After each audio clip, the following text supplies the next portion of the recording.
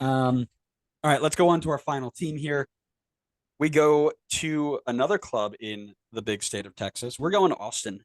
Josh Wolf enters year three after finishing second in the West with 56 points, making the playoffs, having a phenomenal year down south. Talk to me about what you think their shape and their personnel looks like. I've got him in a 4-2-3-1. I've had this for like most teams. It's kind of boring. I kind of wish I would just go like something insanely out of the box. Go like 5-4-1. Yeah, go like the Thiago Motta, where I think at some point he wanted to have seven midfielders, which Two is seven two, yeah. insanity. So Yeah. that was an interesting. But I think Um, he was changed. That's a we'll talk about that later. I think that's different. I've got Stuver in goal. I've got Kolmanich at left back, Vaisanen and Cascante at center back, and Nick Lima at right back. In the midfield too, I've got Daniel Pereira and Alex Ring. Attacking trio behind the striker, I've got Diego Fagundes, Sebastian Gerisi, and Emiliano Rigoni. And then up top, I've got Giassi Zardes. Same shape for me. 4-3-3, 4-2-3-1. We talked about it. Um, I can't believe you didn't put Adam Lundqvist in there after slandering me every time I didn't put him in, and now you're just going to leave him out What do you for mean? Palmanich. What do you mean every time you didn't put him in? Put him in what? Every time I would slander him or not put him in a team, you're like, "Oh, how can you forget him?" He doesn't deserve to be Adam, slandered, but the you don't, Komanich was what? you Go. don't pay 500K GAM for somebody to sit on your bench, so he's starting. Everybody else I have in the same spot. So good job. Talking about their best edition. Uh, Honestly, I think it's a little bit up in the air. It's between two people for me, but I will go with Giassi Zardes. I think he is a fantastic get at the striker spot, whereas probably the one position where they could have improved based on the team last year. Just assume without assuming, the departure of like Gabrielson, but I think that's a fantastic get. Someone who's extremely experienced in the league, consistent goal scorer. He's got tons of people behind him who are going to create chances for him. Diego Fagundes was one of the top assisters last season. I think this takes Austin to like even a next level, even after they had a super strong season last year. Yep, that's mine as well. I mean, you don't take a team that's good or that is that successful in the year before, add a MLS and USMNT level striker and see them get worse. So, gonna be fun to watch these guys this year. I think Zard is finally gonna have somebody to feed him and feed him and feed him. So hopefully he can turn that into something. Biggest loss. That was an easy one for me.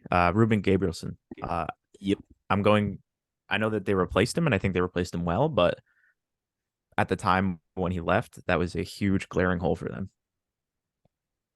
So the thing I'll say about that is Austin found so much success early on because of him. I think they got lucky with how easily he transitioned into this league. That doesn't usually happen. Um, I don't know if lightning strikes twice, so I like that they went out and they got um, Vysanen, but I don't know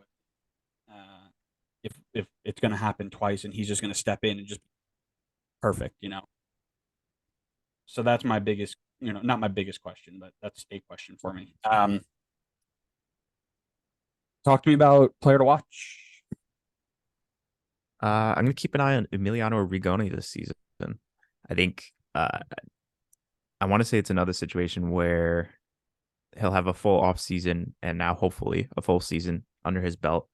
Uh, could potentially be the last key piece to add into the attack. I mean, if he's firing, then this attack is insanely lethal. I mean, Diego Fagundes, Sebastian Gerisi, and Giassi Zardes to aid in the attack as well. If Rigoni's firing, this attack, I can't see any defense stopping this attack this season. Again, I was looking more for a young guy to watch, and I saw some names: Charlie Asensio in the back line, CJ Fadri as a striker, both kind of first second year guys. I think the most likely for a true quote unquote breakout year, you might see Kip Keller slide into a starting 11 here if somebody gets hurt or if Vicinen doesn't pan out, and turn himself into a top 10 MLS center back. I mean, you saw what Sean Nealis did after his first, I'll call it his rookie year, but like the first year that he actually got real minutes, he was shaky. Then his second year, he came back and we were all in agreement he was a top 10 center back last year or 2021 maybe. Um, Kip Keller came in and had a quiet but okay first year. This second year might be something crazy. It looks like it's going to be tough for young guys to break into this team. Well, and that's what I said. They're I definitely don't see anybody with the talent that they have. I don't see anybody really being a proper, breakout star. Ben Bender starting for Charlotte and tearing it up. Blah blah blah. I don't see that happen. But yeah. if I had to predict one, I'd say Kip Keller getting in there is more likely than Charlie Asensio winning the left back spot over Adam Lundqvist or CJ Fodry knocking out Giassi Zardes and Maximiliano Rudy to take a starting spot there. Like if I had to guess. Yep. What's your question? All right. Oh, you want me to ask the question? Yeah. Go Okay. ahead. What's your All right. question? That's crazy. I wasn't ready for that. Same thing from FCC. Was last year the real deal or just a flash in the pan? Okay. My Real question deal. is this Austin team the favorite right now to win Supporter Shield? Ooh. Okay. It's a tough question. There's some other good teams.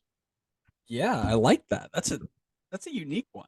That's good. This team looks good on paper. It's they're 100% in the running. I just don't know if they're the favorite. Yep. Well, we'll let people think on that as we sit here and prepare for the next episode that comes up.